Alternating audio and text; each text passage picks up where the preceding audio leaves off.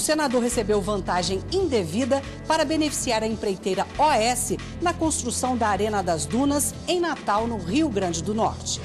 Não há elementos mínimos para fundamentar a justa causa com relação ao dolo do deputado federal Francisco Lopes da Silva. Foi acertado o valor de R$6 mil entre as partes pelos serviços de engenharia contratados para a reforma de um prédio. Posteriormente, a devedora foi notificada de um protesto de R$17 mil. Crianças e adolescentes moradores das regiões Norte e Nordeste são os que mais apresentam violações de direitos no Brasil.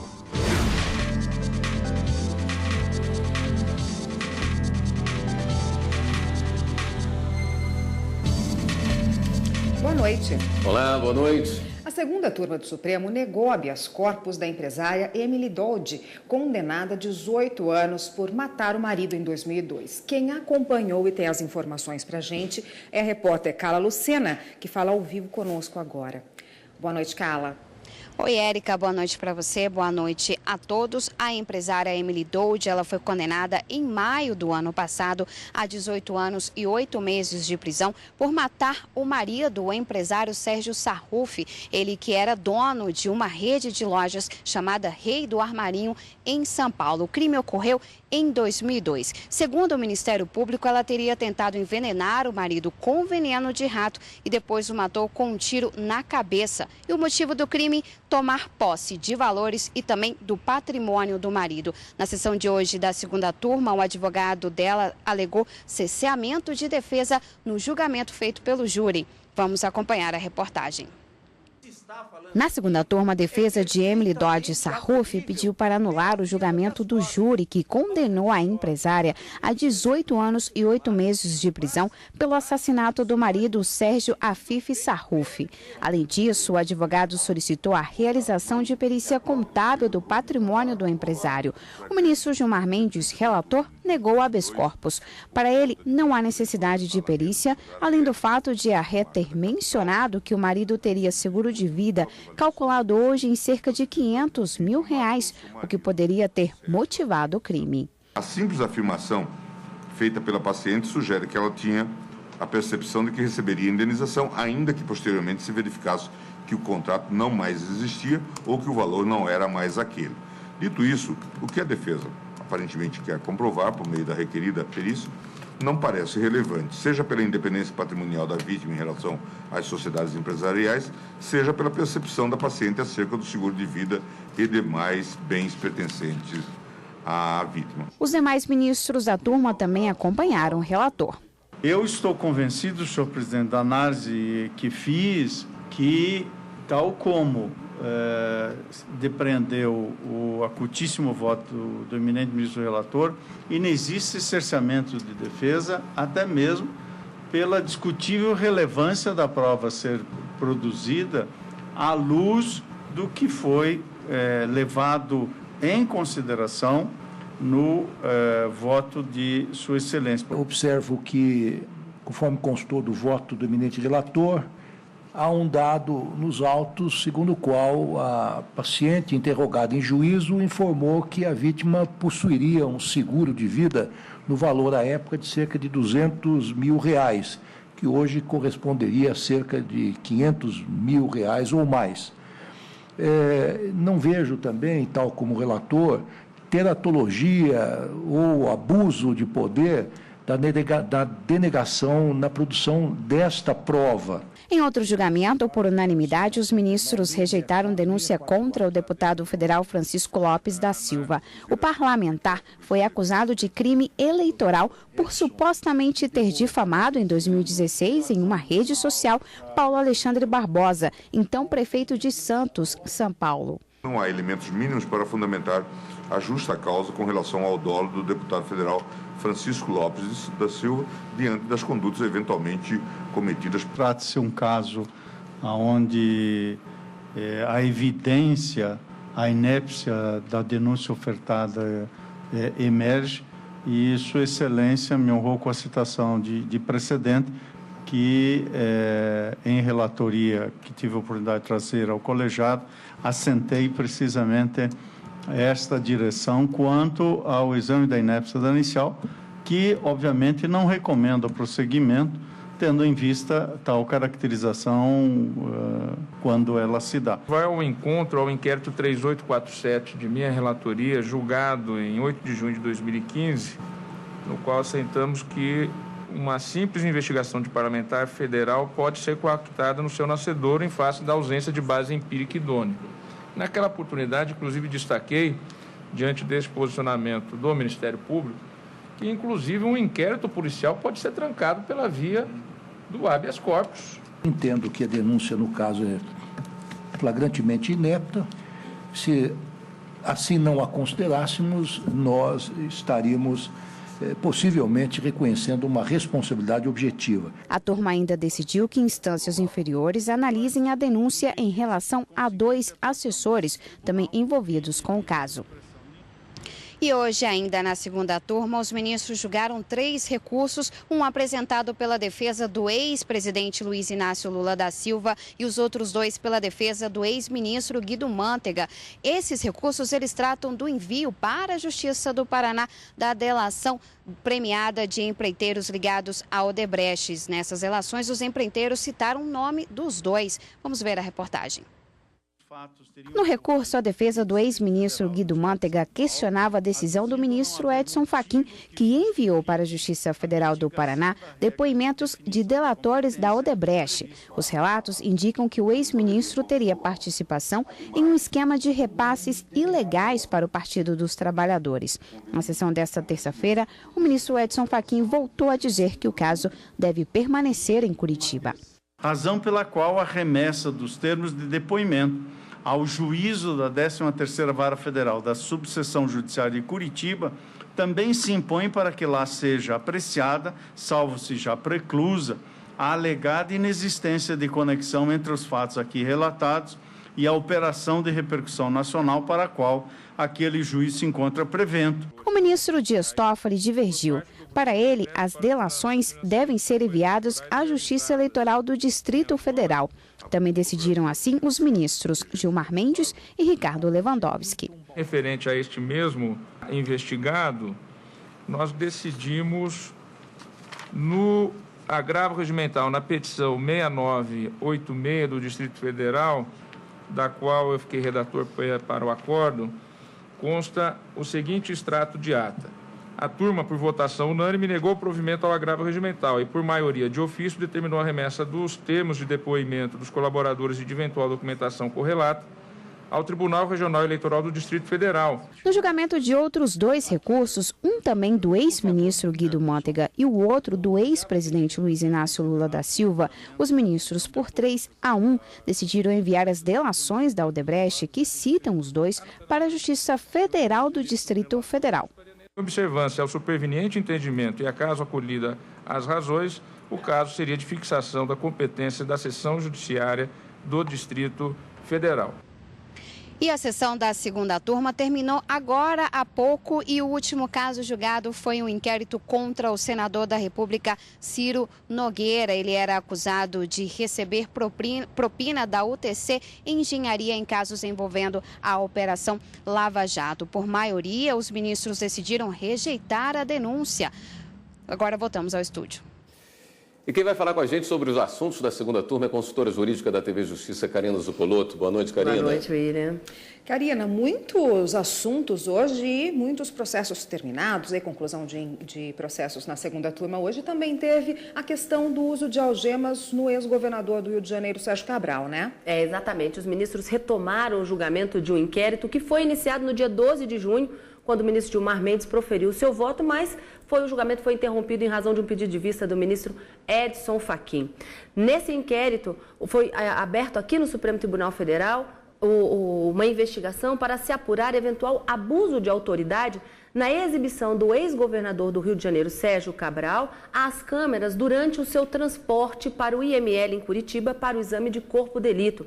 Ele estava algemado pelas mãos, cintura e pés e essa exibição deu origem, portanto, a essa investigação.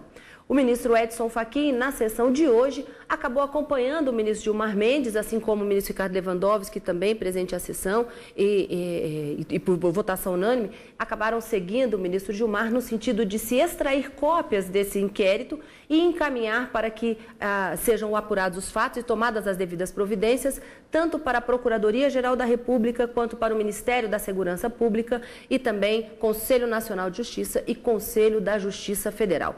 Encerrado, portanto, esse inquérito nessa investigação envolvendo abuso de autoridade e uso das algemas. Operação Carne Fraca também esteve entre os temas aí. Dentre os vários temas que foram julgados, um habeas corpus envolvendo um auditor fiscal do Ministério da Agricultura e Pecuária, Juarez José de Santana, foi confirmado hoje uma liminar que já havia sido deferida pelo ministro Dias Toffoli, relator desse habeas corpus, no dia 29 de junho, pouquinho antes do término, do início do recesso forense, agora no meio do ano, e que o julgamento seria retomado assim que os trabalhos fossem retomados aqui no Supremo Tribunal Federal. E na sessão de hoje, os ministros, por maioria, confirmaram a liminar para suspender a prisão preventiva que havia sido decretada contra esse auditor fiscal nessa operação Carne Fraca. Apenas o ministro Edson Fachin ficou vencido nesse caso, entendendo que os argumentos trazidos pela defesa,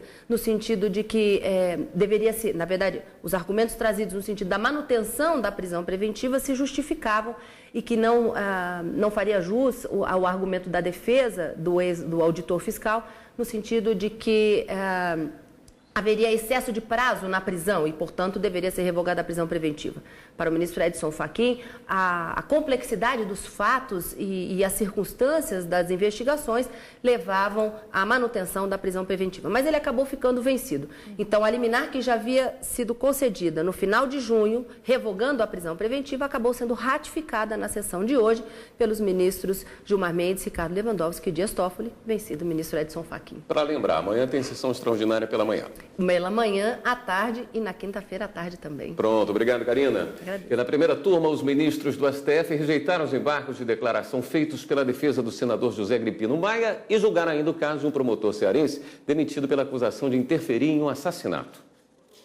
O promotor Joatan de Castro Machado, do Ceará, foi demitido pelo Conselho Nacional do Ministério Público em fevereiro do ano passado. Ele foi acusado, junto com outro promotor, de interferir no processo contra 4 policiais militares suspeitos de sequestrar e matar um frentista. Segundo a denúncia, Joatan foi pego em interceptações telefônicas com o advogado dos PMs. A defesa do promotor alegou que as interceptações com a voz dele foram analisadas pela Polícia Civil e não foram passadas para o Tribunal de Justiça do Ceará. Mas o subprocurador-geral da República, Carlos Vilhena, deu uma outra versão. Comunicou o fato prontamente em 20 de novembro de 2015 ao juízo da 5ª Vara Criminal da Comarca de Fortaleza, autorizador da medida cautelar de interceptação telefônica, o qual, por seu turno, remeteu em 24 de novembro de 2015 todas as provas encontradas fortuitamente ao Procurador-Geral de Justiça do Ministério Público do Ceará. O relator do caso, o ministro Marco Aurélio, disse que o rito foi seguido e confirmou que as interceptações foram para o tribunal. Quando se descobriu que a voz era do impetrante e se teve uma convicção mínima quanto a esse fato, se deslocou imediatamente o processo revelador, o procedimento revelador das investigações criminais para a Procuradoria-Geral de Justiça. O relator negou o pedido da defesa para anular a decisão do Conselho Nacional do MP, que demitiu o promotor, e foi seguido pelos outros ministros. Não houve nenhuma ilicitude. E no transcorrer dessa investigação inicial, se achou o que na Itália se chama o crime achado, a possibilidade de um outro crime praticado por alguém que nem investigado estava. A primeira turma também retomou o julgamento dos embargos de declaração no inquérito que investiga o senador José Agripino Maia. Ele é acusado de corrupção passiva e lavagem de dinheiro. Segundo a denúncia, o senador recebeu vantagem indevida para beneficiar a empreiteira OS na construção da Arena das Dunas, em Natal, no Rio Grande do Norte. A defesa do senador pedia alguns esclarecimentos sobre a abertura da ação penal, mas todos os ministros rejeitaram os embargos. E a ministra Rosa Weber toma posse logo mais como presidente do Tribunal Superior Eleitoral para o biênio 2018-2020. O repórter Henrique Amaral, ao vivo, tem os detalhes da solenidade de logo mais. Boa noite, Henrique. Boa noite a todos. A sessão solene de posse da ministra Rosa Weber como presidente do Tribunal Superior Eleitoral está marcada para as 8 horas da noite. Vários convidados já confirmaram presença e entre as autoridades que devem comparecer à solenidade estão o ex-presidente da República, José Sarney, e a presidente do Supremo Tribunal Federal, ministra Carmen Lúcia. Também tomam posse hoje os ministros Luiz Roberto Barroso como vice-presidente do TSE e Jorge Mussi como corregedor-geral da Justiça Eleitoral.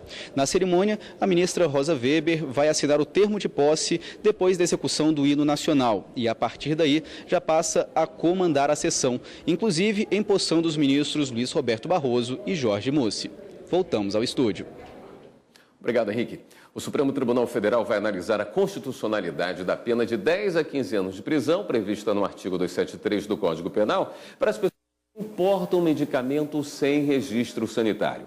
O caso chegou ao Supremo após um homem ser condenado pelo Tribunal Regional Federal da 4ª Região, em Porto Alegre, a 3 anos e 1 mês de prisão com base na lei de drogas e não no Código Penal. A Corte considerou a pena prevista no Código não proporcional ao delito cometido. No Supremo, o Ministério Público Federal alega que não cabe ao Judiciário combinar previsões legais e criar uma terceira norma sob pena de ofensa aos princípios constitucionais da separação dos poderes e da reserva legal. A repercussão geral do caso foi reconhecida por unanimidade. O relator é o ministro Luiz Roberto Barroso. E você vai ver a seguir: guerra contra o sarampo. Alguns estados enfrentam surto da doença. Em Manaus, já existem cerca de 5 mil casos notificados e 788 confirmações da doença, com registro de uma morte.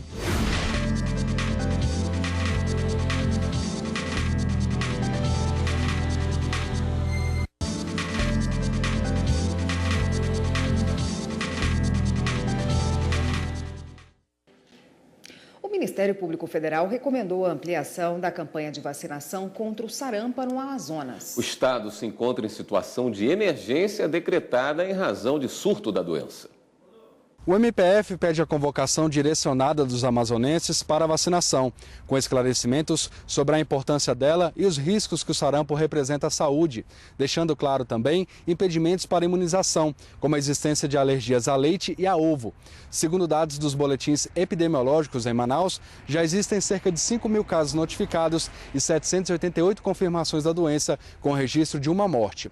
O estado do Amazonas e o município de Manaus têm até o fim da semana para informarem se vão acatar a recomendação e que medidas vão adotar.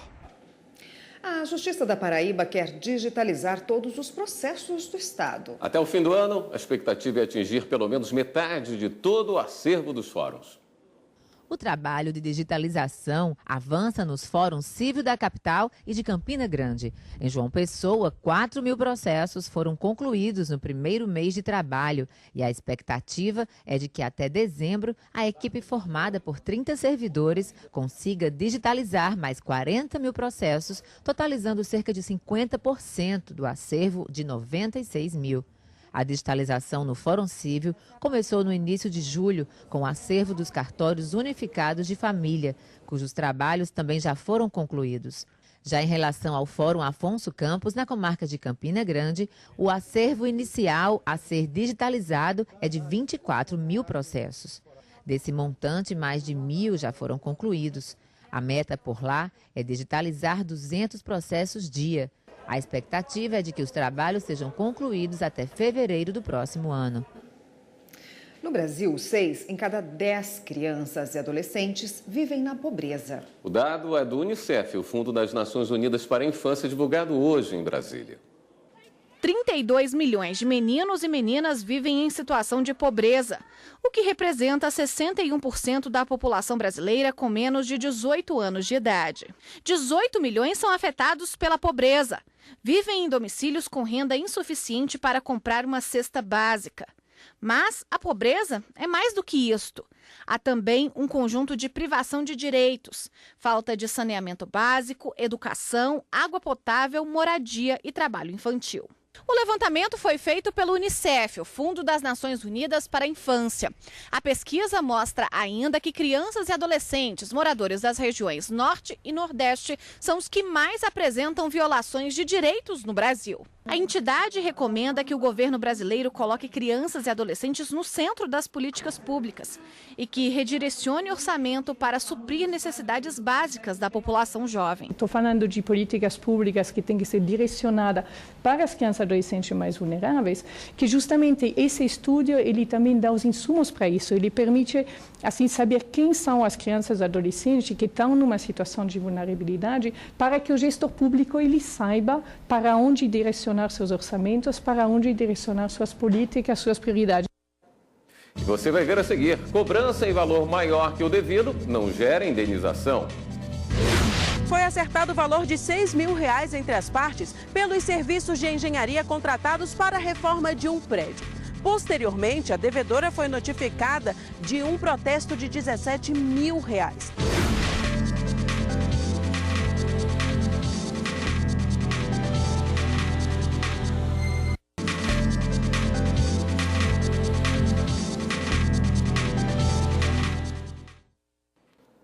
Protesto de títulos de crédito em valor maior que a dívida não gera obrigatoriamente indenização pelo dano moral. A decisão é do Superior Tribunal de Justiça. A terceira turma do Superior Tribunal de Justiça negou por unanimidade o recurso de uma devedora que queria ser indenizada por danos morais em razão de um protesto de duplicata em valor superior ao da dívida inicial. O cobrador notificou em cartório que a mulher ainda devia uma quantia firmada na duplicata, que é uma espécie de título de crédito, assim como cheque. No caso, foi acertado o valor de R$6 mil entre as partes pelos serviços de engenharia contratados para a reforma de um prédio. Posteriormente, a devedora foi notificada de um protesto de R$17 mil. Por conta disso, ela entrou na justiça e, além dos danos morais, pediu o cancelamento do protesto. O caso veio parar no STJ. Segundo a relatora do recurso, ministra Nancy Andrighi, o protesto irregular de título pode gerar uma condenação por dano moral em razão do devedor ficar com o nome sujo. Porém, a magistrada destacou que, nesse caso, não houve agressão à reputação pessoal da mulher ou à sua honra e credibilidade, uma vez que o débito já existia. O protesto foi cancelado, mas o pedido de indenização foi negado. Terminou há pouco no TST a cerimônia de entrega da mais alta condecoração da Corte Trabalhista, a Ordem do Mérito Judiciário do Trabalho. Neste ano, além de 2 instituições, 40 personalidades foram homenageadas. E quem acompanhou o evento e vai falar ao vivo com a gente é o repórter Anderson Conrado. Boa noite, Anderson. Boa noite, Érica. Boa noite a todos. Essa cerimônia já faz parte do calendário aqui do TST e acontece desde 1970. Este ano, os homenageados receberam as comendas aqui na área externa da mais alta Corte Trabalhista e a cerimônia foi presidida pelo presidente do TST, ministro Brito Pereira, e contou com a presença também dos outros ministros aqui do TST. Criada para homenagear personalidades e instituições que se destacam no meio trabalhista, a OMJT agraciou este ano 40 pessoas, entre elas Walter Hoffmann, ele que tem 96 anos e possui o certificado do Livro dos Recordes como trabalhador com mais tempo de serviço na mesma empresa. Foram 80 anos prestando serviço no mesmo lugar. E também o médium Divaldo Franco. Já as 2 instituições homenageadas este ano foram o Alto Comissariado das Nações Unidas para Refugiados e a APAI, Associação de Pais e Amigos dos Excepcionais do Distrito Federal. O presidente do TST, ministro Brito Pereira, falou com a gente sobre a importância desse evento que acontece todos os anos aqui no TST. Vamos ver o que ele disse. A condecoração para as pessoas, autoridades, as celebridades, as pessoas que influenciam, ajudam a desenvolver o direito, aplicar o direito e prestigiar o judiciário, é muito bom, é muito agradável para nós. Aqui nós trazemos um espectro muito grande da sociedade. Nós temos juristas, nós temos empresários, né? Temos empregados, enfim, profissionais de todas as profissões. Eu volto com vocês aí no estúdio, William, Érica. Obrigada. Hora de dar um giro na rede e conferir as últimas notícias.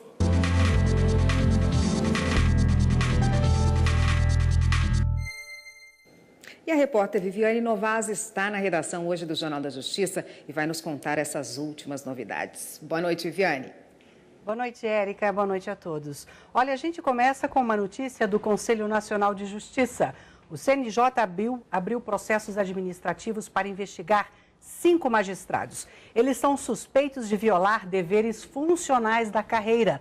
Um dos magistrados é o desembargador do Tribunal de Justiça do Rio de Janeiro, Ciro Darlan.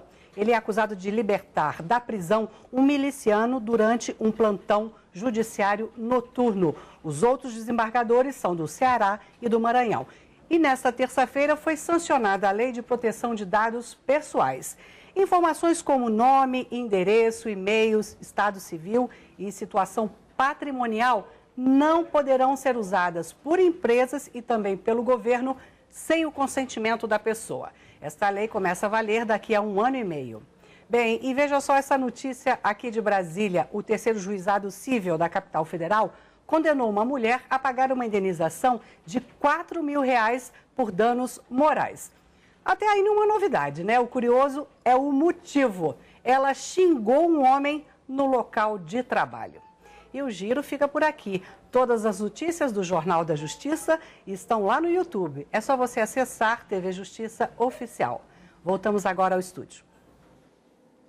Obrigado, Viviane. O Jornal da Justiça também fica por aqui. Tenham todos uma ótima noite. Boa noite. Continue com a programação da TV Justiça e a gente se vê novamente amanhã. Até lá.